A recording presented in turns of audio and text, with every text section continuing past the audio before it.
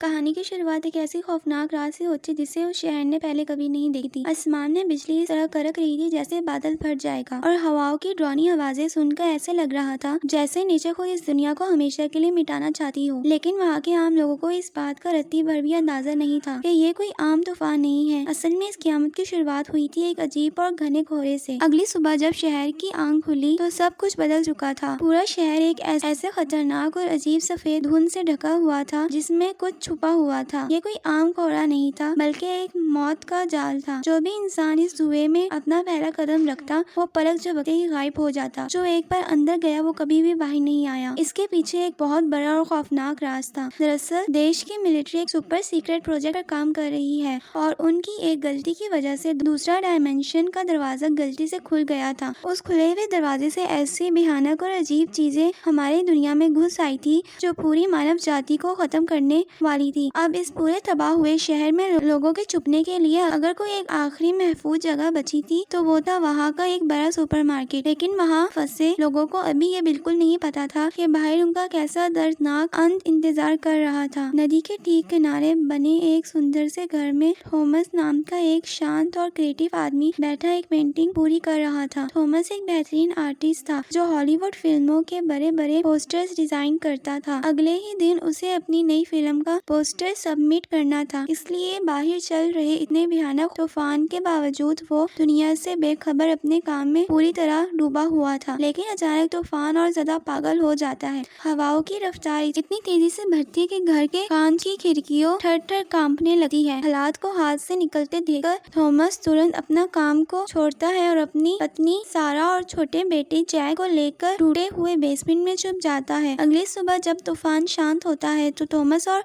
सारा बाहर निकल कर देती है। बाहर का नजारा देखकर उनके होश उड़ जाते हैं। तूफान ने सबको जलाकर राख कर दिया था। घर के पास एक सदियों पुराना बड़ा पेड़ टूटकर सीधा उनके घर पर गिर चुका है। उसकी एक मोटी और भरी शाख थॉमस के कमरे की खिड़की तोड़कर अंदर घुस गई थी, जिसकी वजह से उसकी पूरी रात की मेहनत और पेंटिंग पूरी तरह खराब हो चुकी थी और कमरे के कीमती सामान भी बर्बाद हो चुका था। इतना ही नहीं, एक और भारी पेड़ उसका बोट हाउस पर गिरकर उसे पूरी तरह नष्ट कर चुका था। लेकिन इतने बड़े नुकसान के बावजूद थॉमस दिल ही दिल में खुश था और ऊपर वाले का शुक्र अदा कर रहा था कि उसकी पत्नी और बेटा बिल्कुल सही सलामत थे। तभी अचानक थॉमस और सारा की नजर नदी की तरफ जाती है। नदी के ऊपर बहुत ही अजीब और डरा देने वाला तारीख से एक घना बादल जमा हो रहा था। थॉमस पहले सोचता है कि शायद भारी बारिश की वजह से ऐसा नेचुरल कोहरा होगा, लेकिन बात बहुत अजीब थी। बारिश के बाद पहाड़ों पर कोहरा दिखना तो नॉर्मल बात है, पर नदी के ठीक ऊपर इतना घना और ठंडा कोहरा बनना बिल्कुल भी नॉर्मल नहीं था। फिर भी थॉमस इस बात पर ज्यादा ध्यान नहीं देता क्योंकि उस वक्त उसकी रागों में गुस्सा हो रहा था। वो गुस्सा था अपने खरूस पड़ोसी आर्चर पर। आर्चर की जमीन पर खड़ा एक सूखा पेड़ ही टूटकर थॉमस के बोट हाउस पर गिरा था। थॉमस पिछले कई सालों से आर्थर के चक्कर काट रहा था कि इस पेड़ को कटवा दो, पर घमंडी आर्थर ने कभी उसकी एक ना सुनी और उसी वजह से थॉमस का इतना बड़ा नुकसान हो गया था। गुस्से में टमाटा हुआ थॉमस आर्थर के घर पहुंचता है, लेकिन वहां का नजारा देखकर थॉमस का गुस्सा ठंडा हो जाता है। आर्थर खुद बहुत गुस्से और सदमे में खड़ा था। उसके घर के सामने भी एक बड़ा पेड़ गिरा था जिसने आर्थर की सबसे महंगी गाड़ी को पूरी तरह कुचल कर कचरा कर दिया था। ये देखकर थॉमस को अंदर से थोड़ी शांति मिली है कि चलो नुकसान सिर्फ उसी का नहीं हुआ। फिर भी वो एक अच्छा पड़ोसी होने के नाते आर्थर के लिए दुख जताता है और वापस जाने लगता है। तभी आर्थर उसे पीछे से आवाज देता है और पूछता है कि अगर वो सामान लेने सुपरमार्केट जा रहा है तो क्या उसे भी गाड़ी में लिफ्ट दे सकता है। थॉमस बड़ा दिल दिखाते हुए हाँ कह देता है। कुछ ही देर में थॉमस अपनी पत्नी सारा से किचन के सामान की लिस्ट लेता है और अपने मासूम बेटे जैक और पड़ोसी आर्थर को साथ लेकर सुपरमार्केट की तरफ निकल पड़ता है। रास्ते का माहौल बहुत अजीब और डरा देने वाला था। उन्हें रास्ते में कई सारी मिलिट्री की गाड़ियां और हथियार से लैस सोल्जर्स बहुत तेजी से भागते हुए दिखाई देते हैं। उन्हें देखकर आर्थर कहता है, लगता है शहर में कुछ बड़ा चल रहा है। ये लोग नदी के पास पहाड़ी पर बने टॉप सीक्रेट मिलिट्री बेस की तरफ जा रहे हैं। फिर वो थॉमस से धीमी आवाज में पूछता है, क्या तुमने उस एरो हेड प्रोजेक्ट के बारे में सुना है। आर्थर बताता है कि पूरे शहर में अफवाह है कि वहाँ कोई बहुत ही खतरनाक और गुप्त रिसर्च चल रही है। थॉमस कहता है, मैंने तो सिर्फ इतना सुना है कि साइंटिस्ट वहाँ कोई नया मिसाइल डिफेंस सिस्टम बना रहे हैं। लेकिन आर्थर इस बात को खारिज करते हुए कहता है कि पड़ोस में रहने वाली बुरी औरत मिस्टर गैबल के मानना है कि मिलिट्री को जंगल जंगल में एक क्रश हुआ एलियंस का यूएफओ मिला था और उसके अंदर 3 जमे हुए एलियंस की लाशें भी थी। उनके मुताबिक मिलिट्री उन्हीं पर अजीब एक्सपेरिमेंट्स कर रही है। ये सुनकर थॉमस जोर से हंसने लगता है और कहता है कि मिस्टर गैबल का दिमाग चल गया है। इसी तरह डर और अफवाहों की बातें करते हुए वो लोग सुपरमार्केट पहुंच जाते हैं। उस दिन सुपरमार्केट में आम दिनों से कहीं ज्यादा भीड़ थी। तूफान की वजह से पूरी इलाके की बिजली गुल गई थी और फोन लाइंस भी पूरी तरह टप पड़ चुकी थी। क्योंकि ये एक छोटा सा शहर था, इसलिए थॉमस वहाँ मौजूद ज्यादातर लोगों को शक्ल से जानता था। वही भीड़ में उससे अपने बेटा जैक की स्कूल टीचर मिसेस रिचल भी मिलती है। थॉमस और जैक भी ट्रॉली लेकर सामान खरीद ही रहे थे कि तभी अचानक अफरा तफरी मच जाती है। 3 यंग मिलिट्री की सैनिक ढूंढते हुए सुपरमार्केट के अंदर घुसे हैं। उनके चेहरों पर मौत का डर साफ दिख रहा था। ऐसा लग रहा था जैसे वो किसी चीज से अपनी जान बचाकर छिपने आए हो। उसी वक्त उनका एक स्ट्रिक्ट मिलिट्री पुलिस ऑफिसर वहाँ उन्हें ढूंढते हुए पहुँच जाता है। वो उन सैनिकों पर बहुत गुस्से में चिल्लाता है, पूरे शहर में इमरजेंसी लगी है और तुम लोग यहाँ छुप रहे हो, तुरंत अपनी ड्यूटी पर लौटो। सैनिक रोते हुए बताते हैं कि वो आज छुट्टी पर है, पर ऑफिसर उनकी एक नहीं सुनता। वो कहता है, मैं सामने वाली मेडिकल शॉप तक जा रहा हूँ, जब तक मैं वापस आऊँ तुम तीनों मुझे बाहर जीप में मिलने चाहिए। इतना कहकर वो चला जाता है। थॉमस दूर खड़ा ये सब अजीब तमाशा देख ही रहा होता है कि तभी अचानक पूरे शहर में खतरे के सायरन गूंजने लगे हैं। सुपरमार्केट के अंदर मौजूद हर एक इंसान घबरा कर कांच के दरवाजे से बाहर देखने लगता है। पूरा शहर अचानक इस तरह शांत हो गया था जैसे वहाँ कोई जिंदा ही नहीं बचा हो। और तभी एक खौफनाक चीज होती है।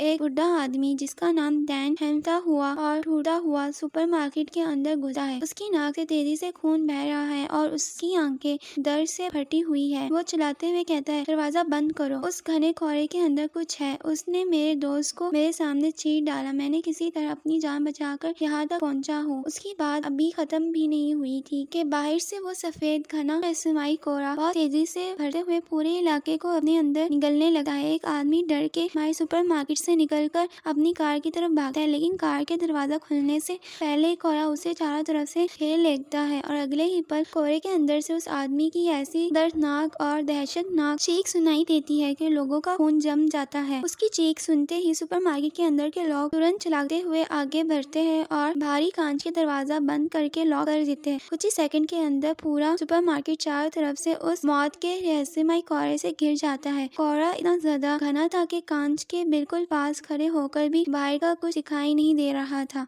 इनसाइड द स्टोर किसी को कुछ समझ नहीं आ रहा था कि चल क्या रहा है। कुछ समझदार लोगों को कहना था कि शायद पास की किसी केमिकल फैक्ट्री में ब्लास्ट हुआ है और ये जहरीली धुंध है। लेकिन तभी अचानक पूरी जमीन जोरदार तरीके से हिलने लगती है। ऐसा लगता है जैसे बहुत बड़ा भूकंप आ गया हो। डर के मारे लोग चिल्लाते हुए जमीन पर गिर जाते हैं। थॉमस तुरंत अपने मासूम बेटे जैक को सीने से लगा लेता है और उसे हर कीमत पर बचाने के लिए उसके ऊपर झुक जाता है। लेकिन कुछ ही पलों बाद सब कुछ फिर से बिल्कुल शांत हो जाता है। बाहर क्या छिपा है ये अभी भी एक राज था। कोई इसे भूकंप कह रहा था तो कोई मिलिट्री के धमाका। इसी डर और सस्पेंस के बीच वहाँ मौजूद मिस्टर कार्मोडी नेम की एक अजीब और थोड़ी संकी महिला अचानक जोर जोर से बिलबिला पड़ती है। वो चिल्लाकर कहती है, दुनिया के खात्मे की शुरुआत है, ऊपर वाला हम सब के पापों की सजा दे रहा है। तभी स्टोर के मैनेजर सबको शांत रहने के लिए कहता है और रिक्वेस्ट करता है कि जब तक ये कोहरा साफ नहीं होता कोई भी बाहर कदम नहीं रखेगा। लेकिन तभी एक माँ जिसके 2 छोटे बच्चे घर पर अकेले थे रोते हुए आगे आती है। वो कहती है कि उसे हर हाल में अपने बच्चों के पास जाना ही होगा। कई लोग उसे समझाते हैं, हाथ जोड़ते हैं, पर वो किसी की नहीं सुनती और अकेली ही उस मौत के कोहरे के अंदर चली जाती है। धीरे धीरे घंटे गुजरने लगे हैं पर वो धुंध खत्म नहीं होती। स्टोर के अंदर बैठे लोग लगातार डर, बेचैनी और घुटन में जी रहे थे। थॉमस को भी अपनी पत्नी सारा की चिंता खाई जा रही थी। थॉमस अपने बेटे जैक, टीचर मिसेस रिचल और कुछ दूसरे लोगों को साथ लेकर कोने में बैठा था। मिसेस रिचल वहाँ उसकी मुलाकात अमेंडा नेम की एक और ब्रेव फीमेल टीचर से करवाती है। इसी दौरान स्टोर के असिस्टेंट मैनेजर ऑली वहाँ आता है और जैक का हाल चाल पूछता है। थॉमस उससे जैक के लिए गर्म कंबल मांगता है। ऑली बताता है कि स्टोर के बीच जो लोडिंग डॉक वाला हिस्सा है वहाँ ब्लैंकेट मिल सकता है। थॉमस अपने बेटे जैक को मिसेस रिचल के पास छोड़कर खुद उस अंधेरी लोडिंग डॉक की तरफ चला जाता है। वहाँ पहुंचकर थॉमस देखता है कि स्टोर के बड़ा जनरेटर बहुत ज्यादा गर्म हो चुका है और उसमें से काला धुंध निकल रहा है। थॉमस तुरंत आगे बढ़कर जनरेटर का स्विच बंद कर देता है, जिसके साथ ही वहाँ चारों तरफ घना अंधेरा फैल जाता है। थॉमस ये बात ओली को बताने के लिए जैसे ही वापस मुड़ता है तभी उससे स्टोरेज के शटर के बाहर से एक अजीब भारी और खौफनाक आवाज सुनाई देती है। थॉमस का दिल तेजी से धड़कने लगता है। वो धीरे से पीछे मुड़कर स्टोरेज के लोहे के भारी शटर को देखता है। बाहर से कोई बहुत ही विशाल और ताकतवर चीज उस लोहे के शटर को तोड़कर अंदर आने की कोशिश कर रही थी। शटर पर लग रहे जोरदार झटके देखकर थॉमस डर के मारे तुरंत बाहर से भागता है और स्टोर में आकर ओली को सारी बात बताता है। ओली उसकी बात सुनकर अपने एक साथ दो मैकेनिक और स्टोर के यंग लड़के को लेकर लोडिंग डॉक तक आता है, लेकिन जब तक वो पहुंचती है वहाँ बिल्कुल शांत था। दोनों मैकेनिक थॉमस का मजाक उड़ाने लगते हैं और कहते हैं ये आर्टिस्ट लोग बहुत जल्दी डर जाते हैं, तुमने किसी कुत्ते या बिल्ली की आवाज सुन ली होगी। हालांकि ओली को थॉमस पर पूरा भरोसा था और वो शटर खोलने के बिल्कुल खिलाफ था, पर वो दोनों घमंडी मैकेनिक उसकी बात नहीं मानते। उनमें से एक मैकेनिक जनरेटर को चालू कर देता है जिसमें से अभी भी बदबूदार धुआं निकल रहा था। ध्यान से देखने पर उन्हें पता चलता है कि जनरेटर को जो एग्जॉस्ट पाइप स्टोर के बाहर खोलता है उसमें कुछ फंसा हुआ है। इसकी वजह से जनरेटर ओवरहीट हो रहा है। अब उसे साफ करने के लिए किसी न किसी को बाहर जाना ही पड़ेगा। तभी स्टोर का वो यंग लड़का आगे आता है और कहता है मैं बाहर जाकर पाइप साफ कर देता हूँ। थॉमस तुरंत आगे बढ़कर उसे रोकता है, नहीं, अगर तुमने शटर खोला तो बाहर जो भी बला है वो अंदर घुस आएगी। लेकिन दोनों मैकेनिक जोर से हंसने लगे हैं और कहते हैं कि थॉमस डरपोक है। फिर उनमें से एक मैकेनिक ऑटोमेटिक शटर का बटन दबा देता है। शटर धीरे धीरे थोड़ा ऊपर उठता है और अगले ही माइक्रो सेकंड में बाहर से किसी बहुत बड़े ऑक्टोपस जैसा एक विशाल और डरावनी टेंटिकल तेजी से अंदर घुसा है। वो सीधा उस यंग लड़के के पैर को जकड़ लेता है और उसे बाहर खोरे में खींचना शुरू करता है। ये देखकर सबके होश उड़ जाते हैं। थॉमस तुरंत आके ढूंढता है और उस लड़के के हाथ को पकड़ लेता है, उसे बचाने के लिए पूरी जान लगाता है। लेकिन तभी मौत के उस खोरे से और भी कई सारे डरावनी टेंटिकल्स अंदर घुसने लगे हैं। उन टेंटिकल्स पर धारदार कांटे और ब्लेड जैसे हिस्से थे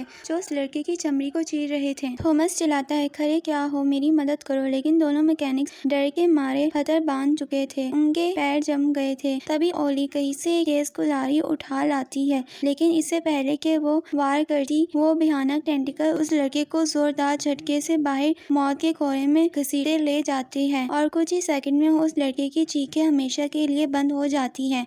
इसी दौरान एक और बहुत भारी और मोटी टेंटिकल अंदर घुस आती है जिसके आगे एक डरावना मुंह बना हुआ था। वो स्टोर में रखा सामान खाने लगी है। थॉमस तुरंत ओली से चिल्लाकर कहता है, शटर बंद करो। ओली ढूंढकर शटर का बटन दबाती है और शटर नीचे आने लगा है। टेंटिकल वापस बाहर भागने लगा है, पर उसी वक्त थॉमस अपनी पूरी ताकत से कुल्हाड़ी उठाता है और उस मोटी टेंटिकल पर जोरदार वार करके उसे दो टुकड़ों में काट देता है। अगले ही पल शटर पूरी तरह बंद हो जाता है। गुस्से में पागल हो चुका थॉमस उस मैकेनिक को पकड़ता है और उसे जोरदार पीटना शुरू कर देता है, जिसकी लापरवाही से उस लड़के की जान गई थी। ओली किसी तरह थॉमस को पकड़कर शांत करती है, लेकिन अब थॉमस के दिमाग में एक ऐसी खौफ बैठ चुका था जिसे कोई इलाज नहीं था। अगर सिर्फ एक हाथ टेंटिकल का इतना विशाल और खौफनाक है तो वो असली राक्षस कितना बड़ा होगा। इस खौफनाक नजरिए के बाद थॉमस, ओली और बाकी लोग सुपरमार्केट के अंदर लौट आते हैं और सबको पूरी सच्चाई बताते हैं कि बाहर खोरे के अंदर इंसानों को जिंदा चबा जाने वाले राक्षस घूम रहे हैं। ये सुनकर स्टोर के अंदर लोग रोने और चिल्लाने लगे हैं, लेकिन आर्थर और उसके साथ कुछ अमीर और घमंडी लोगों को लगा है कि थॉमस सिर्फ अफवाह फैला के लोगों को डरा रहा है। यहाँ तक कि सुपरमार्केट का मैनेजर भी उनकी बात पर विश्वास नहीं करता। तब थॉमस गुस्से में कहता है, अगर किसी को मेरी बात पर यकीन नहीं है तो मत बनो और खुद अंदर जाकर गोडाउन का नजारा देख लो। स्टोर मैनेजर हिम्मत करके वहाँ जाता है और जब वो जमीन पर पड़े उस कटे हुए टेंटिकल को देखता है तो उसके पांवों तले जमीन निकल जाती है। वो टुकड़ा शरीर से कटने के बाद भी जमीन पर अजीब तरह तड़प रहा था और कुछ ही सेकंड में वो अपने आप एसिड की तरह घुलकर खत्म हो जाता है। ये देखकर मैनेजर के भी होश उड़ जाते हैं और उसे यकीन हो जाता है कि बाहर सच में कोई शैतान बैठा है। इसके बाद थॉमस और कुछ होशियार लोग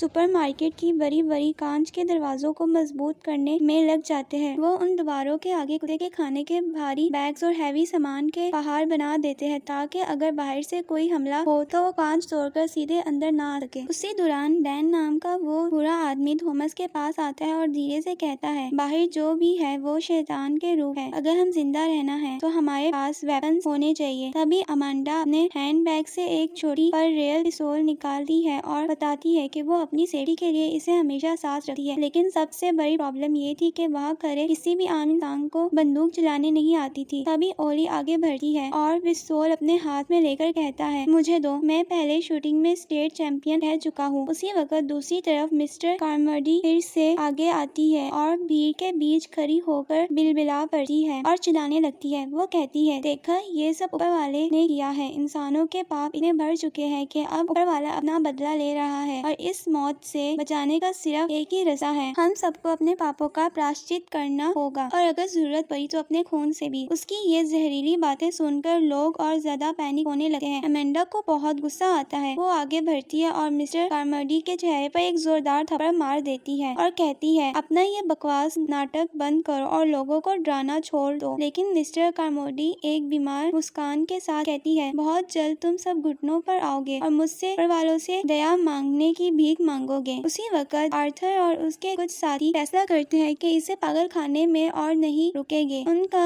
मानना था कि थॉमस लोगों को जानबूझकर डरा रहा है ताकि सब पर अपना राज चला सके। थॉमस उन्हें रोकने के लिए उनके हाथ पैर जोड़ता है और कहता है, आर्थर, बाहर जाना सीधा मौत के मुंह में कूदना है। पर इगोइस्टिक आर्थर उसकी एक नहीं सुनता। तब थॉमस समझदारी दिखाता है और स्टोर से एक बहुत लंबी और मजबूत रस्सी लेकर आता है। वो उससे आर्थर को देते हुए कहता है, ठीक है, अगर तुम जाना ही चाहते हो तो कम से कम इस रस्सी को अपनी कमर में बांध लो। अगर तुम सेफ बाहर निकल गए और 300 फीट तक कुछ नहीं हुआ तो रस्सी को काट देना। इससे हमें पता चल जाएगा कि बाहर जाना सेफ है। लेकिन आर्थर गुस्से में उसे मना कर देता है। तभी वहाँ खड़ा एक दूसरा आदमी आगे आता है और रस्सी अपनी कमर में बांधने के लिए तैयार हो जाता है। वो कहता है, मैं जाऊंगा, मेरी कार में एक शॉटगन रखी है, अगर मैं वो ले आया तो हम सबकी सेफ्टी बढ़ जाएगी। वो आदमी रस्सी अपनी कमर से बांधता है और आर्थर और उसके साथियों के साथ उस मौत के खोरे में धीरे धीरे आगे बढ़ने लगता है। कुछ ही सेकंड्स में वो सब उस सफेद धुंध के अंदर गायब हो जाते हैं। स्टोर के अंदर खड़े सभी लोग सांस रोके उस रस्सी को देख रहे थे जो धीरे धीरे आगे खींची जा रही थी। लेकिन तभी अचानक रस्सी झटके से एकदम टाइट हो जाती है और बहुत ही तेजी से बाहर की तरफ खींचने लगी है। स्टोर के 5 हरे कट्टे लोग मिलकर भी उस रस्सी को रोक नहीं पा रहे थे और फिर अगले ही पल रस्सी बिल्कुल ढीली पड़ जाती है। जब लोग कपाते हाथों से उस रस्सी को वापस अंदर खींचते हैं तो वहाँ का दृश्य देखकर सबकी रूह कांप जाती है। वो पूरी रस्सी खून से लथपथ थी और उसके आखिरी सिरे पर उस आदमी का शरीर के सिर्फ नीचे का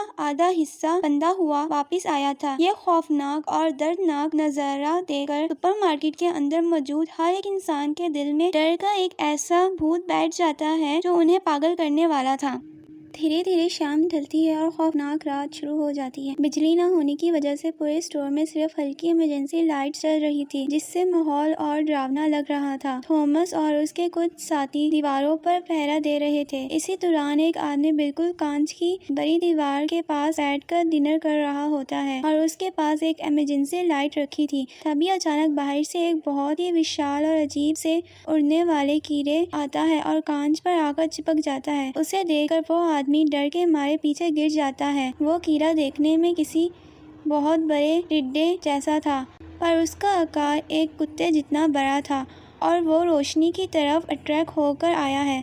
सबसे खतरनाक बात यह थी कि उसकी पूंछ में एक बहुत बड़ा और जहरीली डंक था। कुछ ही सेकंड्स के अंदर वहाँ एक एक करके ऐसे हजारों विशाल कीड़े आकर कांच पर चिपकने लगते हैं। सभी लोग डर और हैरानी से उन शैतानी कीड़ों को देख रहे होते हैं कि तभी अचानक मौत के उस खोरे से उड़ते हुए कुछ और भयानक जीव आते हैं। वो देखने में किसी पुराने जमाने के उड़ने वाले डायनासोर जैसे लग रहे थे, पर उनकी आंखें और मुंह बहुत ही डरावने थे। वो उन बड़े कीड़ों का शिकार करने के लिए तेजी से दौड़ते हैं, लेकिन उनके आसपास के टकराव से कांच की दीवार का एक बड़ा हिस्सा टूटकर चकनाचूर हो जाता है और अगले ही पल वो हजारों जहरीले कीड़े और उड़ने वाले राक्षस सुपरमार्केट के अंदर घुस आते हैं। स्टोर के अंदर पूरी तरह से मौत की अफरा तफरी मच जाती है। लोग अपनी जान बचाने के लिए जो हाथ में आया झाड़ू, डंडे, लोहे की रॉड्स, उसके साथ उन कीड़ों पर हमला करने लगे हैं। लेकिन तभी एक बड़ा कीड़ा एक महिला की गर्दन पर अपने जहरीले पहले डंक मार देता है। कुछ ही सेकंड्स के अंदर उस महिला की गर्दन गुब्बारे की तरह सूज जाती है और वो तड़प तड़प कर वही दम तोड़ देती है। इसी बीच वो उड़ने वाला बड़ा डायनासोर जैसा राक्षस एक आदमी की गर्दन को अपने वजन में जकड़ लेता है और उसे जिंदा खाने लगता है। ये देखकर थॉमस बिना अपनी जान की परवाह किए आगे बढ़ता है।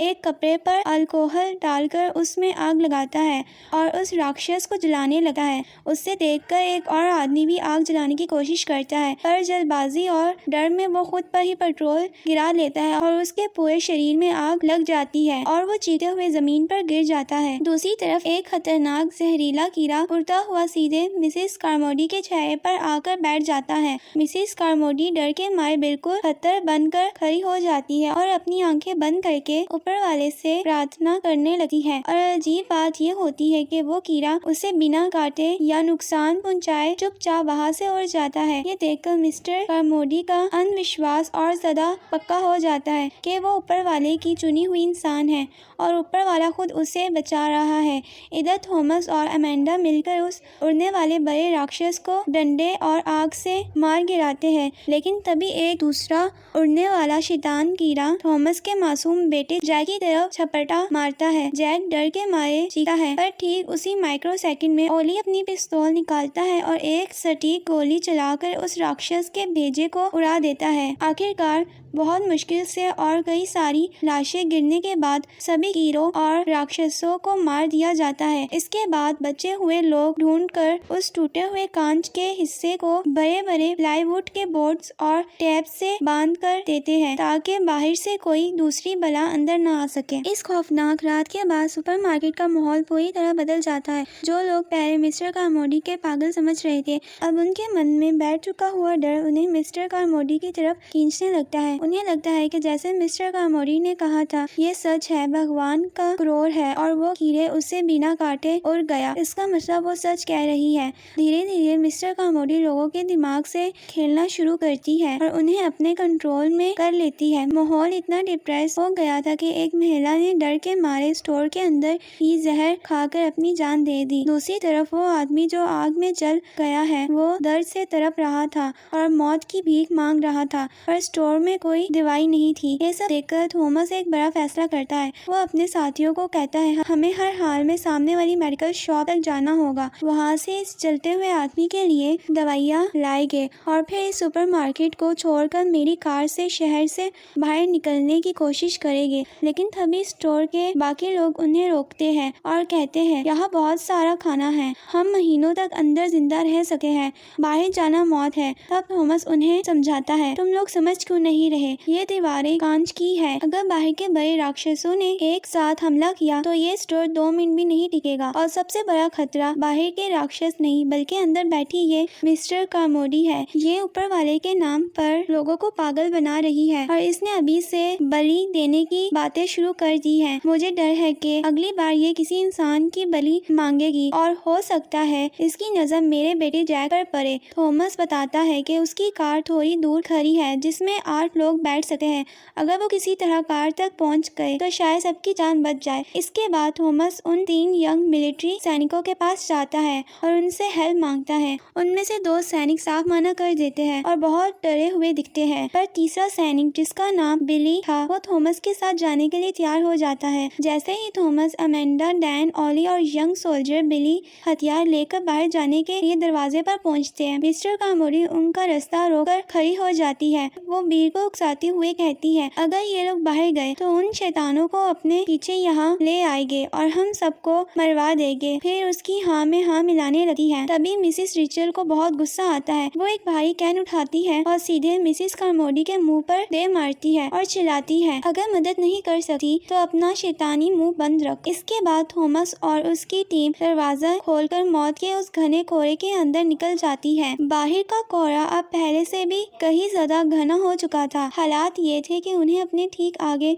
चल रहे इंसान की शक्ल भी दिखाई नहीं दे रही थी। हर एक कदम पर लग रहा था कि कोई राक्षस उन्हें दबो लेगा। बहुत मुश्किल से रास्ता ढूंढते हुए वो लोग सामने वाले मेडिकल स्टोर तक पहुंच जाते हैं। स्टोर के दरवाजे पहले से खुले हुए था। थॉमस सबको अलर्ट करता है और वो लोग धीरे धीरे अंदर घुसकर शेल्फ्स से दवाइयाँ और बैंडेजेस कलेक्ट करने लगते हैं। इसी बीच डैन और यंग सोल्जर बिली स्टोर के अंदर के हिस्से में चेक करने जाते हैं कि शायद कोई जिंदा इंसान मिल जाए, लेकिन जैसे ही वो अंदर जाते हैं उनके हलक से चीख निकलने लगती है। उनकी आवाज सुनकर थॉमस और बाकी लोग दौड़ते हुए वहां पहुंचते हैं। वहां का नजारा किसी नर्क जैसा था। मेडिकल स्टोर की छत से कई सारी इंसानों की लाशें लटक रही थी और उनके पूरे शरीर पर बहुत ही मोटे और अजीब सफेद मकड़ी के जाले लिपटे हुए थे। उनके साथ आए वही घमंडी मैकेनिक डर के मारे पीछे हटने लगता है, लेकिन तभी अचानक अंधेरे से कोई हाथ आगे बढ़ता है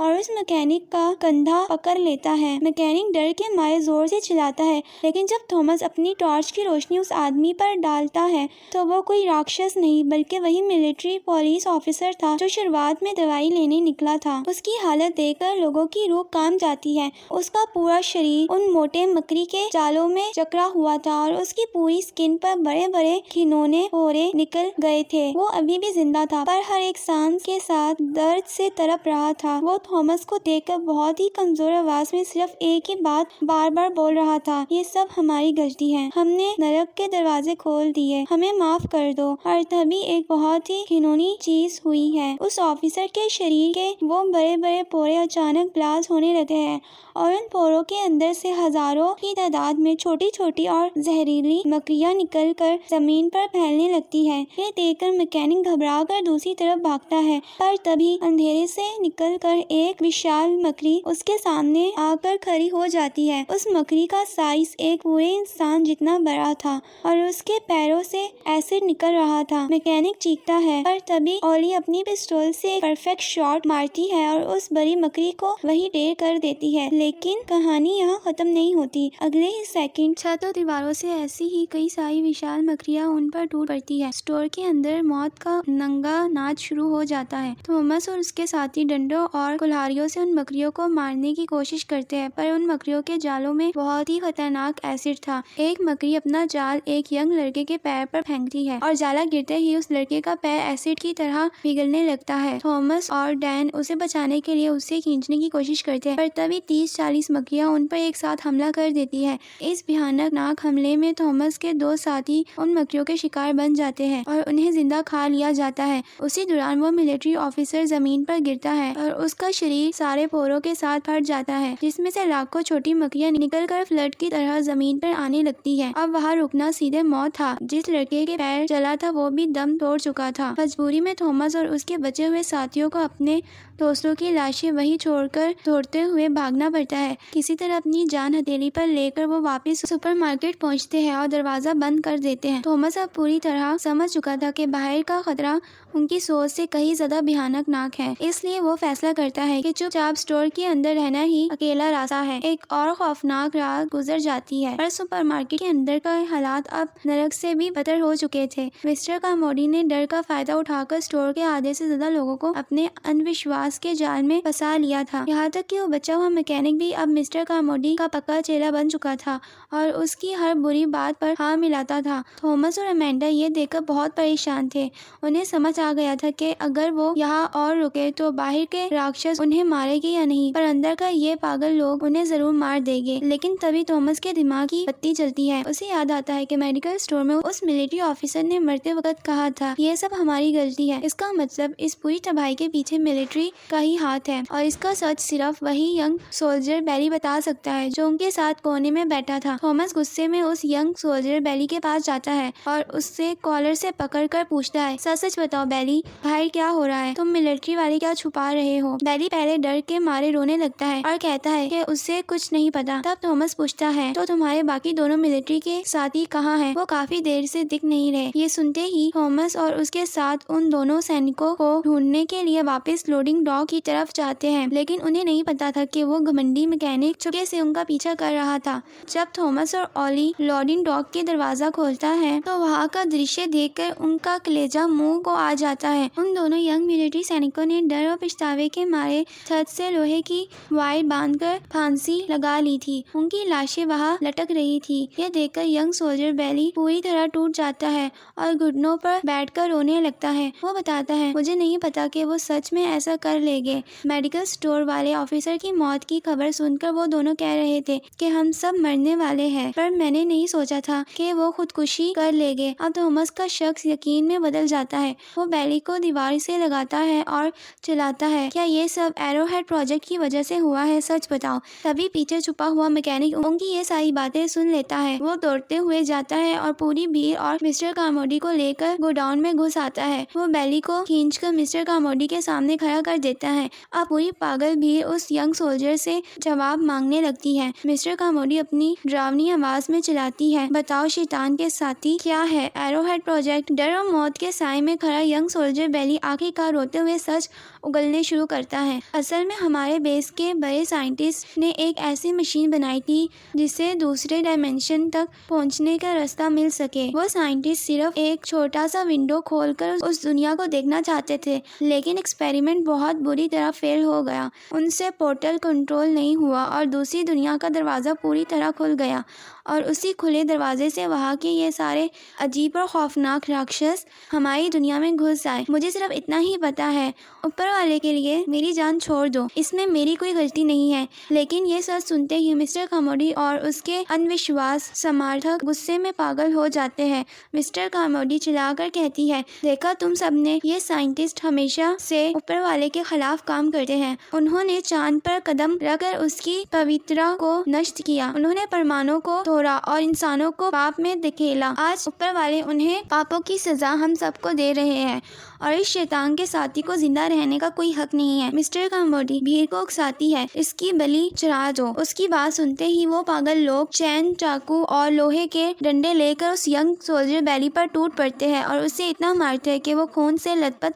हो जाता है। थॉमस और ऑली उसे बचाने के लिए आगे बढ़ते हैं, पर भीड़ उन्हें धक्का देकर गिरा देती है। इसके बाद वो पागल लोग उस आधे मरे सोल्जर बेली को पकड़ते हैं और सुपरमार्केट के बाहर दरवाजा खोलकर उसे सीधा मौत के कोहरे में बाहर फेंक देते हैं। दरवाजा बंद होने से पहले ही कोहरे के अंदर से एक बहुत ही विशाल चलता हुआ जायंट क्रैब जैसा राक्षस निकलता है, जिसके बड़े बड़े लोहे जैसे पंजे थे। वो उस रोते हुए सोल्जर को अपने भारी पंजे में जकड़ता है और एक झटके में लेकर कोहरे में गायब हो जाता है। ये खौफनाक दृश्य देखकर थॉमस और उसके दोस्तों के होश उड़ जाते हैं, लेकिन मिस्टर कार्मोडी एक बीमार हंसी हंसती है और कहती है, आज हमने ऊपर वाले को एक असली बलि दी है, इसलिए आज रात वो राक्षस हमें नुकसान नहीं पहुंचाएंगे, लेकिन अगली सुबह के लिए भी हमें एक नई बलि का इंतजाम करना होगा। उसकी ये बात सुनकर थॉमस को समझ आ जाता है कि अब उनका बचा रहना नामुमकिन है और अगली बलि शायद उन्हीं में से किसी की होने वाली है। थॉमस और उसके साथी अमेंडा, मिसेस रिचल, डैन अब जान चुके थे कि मिस्टर कार्मोडी पूरी तरह पागल और शैतान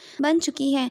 अगर वो सुबह तक यहाँ रुके तो ये लोग उन्हें जिंदा काट डालेंगे। इसलिए वो लोग प्लान बनाते हैं कि अगली सुबह जब मिस्टर कार्मोडी और उसके लोग सो रहे होंगे, वो चुपचाप स्टोर से निकलकर भाग जाएंगे। अगली सुबह हालांकि रोशनी आते ही Thomas, Amanda, Mrs Rachel, Dan और छोटा जैक अपना थोड़ा सामान लेकर चुपचाप दरवाजे की तरफ बढ़ते हैं, लेकिन जैसे ही वो गेट पर पहुंचते हैं उनके पाँव जम जाते हैं। मिस्टर कार्मोडी हाथ में एक बड़ा और तेज चाकू लिए पहले से ही उनका रास्ता रोककर बैठी थी। उसके साथ 10 बाहरी समर्थक भी हथियार लेके खड़े थे। थॉमस आगे बढ़ता है और कहता है, मिस्टर कार्मोडी, हम यहाँ से चुपचाप जा रहे हैं, हमें मत रोको। लेकिन मिस्टर कार्मोडी उन्हें जाने देने के लिए बिल्कुल तैयार नहीं थी, क्योंकि उसके दिमाग में भूत बैठ चुका था कि ऊपर वाले उससे और बलि मांग रहे हैं। मिस्टर कार्मोडी अपने गुंडों को ऑर्डर देती है, इस आर्टिस्ट के छोटे बेटे जैक को पकड़ लो, ऊपर वाले को इस मासूम बच्चे की बलि चाहिए। ये सुनते ही उसके समर्थक चाकू और कैंची लेकर छोटे जैक की तरफ बढ़ने लगते हैं। जैक डर के मारे थॉमस के पीछे छुप जाता है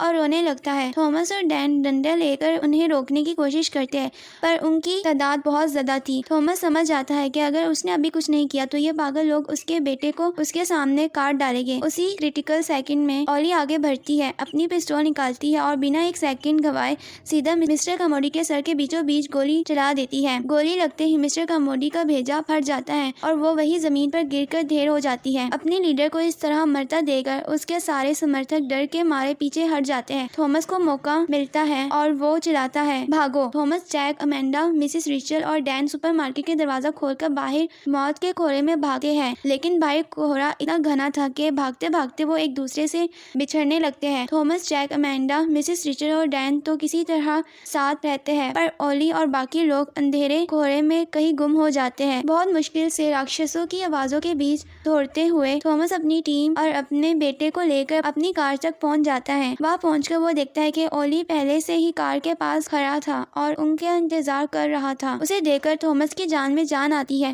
पर उनकी यह खुशी सिर्फ एक सेकंड की थी। ओली के ठीक पीछे मौत के उस कोहरे से वही विशाल जायंट क्रैब जैसा राक्षस निकलता है। इससे पहले कि ओली पीछे मुड़कर देखी, उस राक्षस के भारी पंजे ओली के शरीर को बीच से जकड़ लेते हैं और एक ही झटके में उसे अपने मुंह में डालकर जिंदा चबा जाते हैं। ओली की पिस्तौल कार के बोनट पर गिर जाती है। यह खौफनाक मंजर देखकर थॉमस डर के मारे चिल्लाता है और अमेंडा और बच्चे को लेकर कार के अंदर घुस जाता है।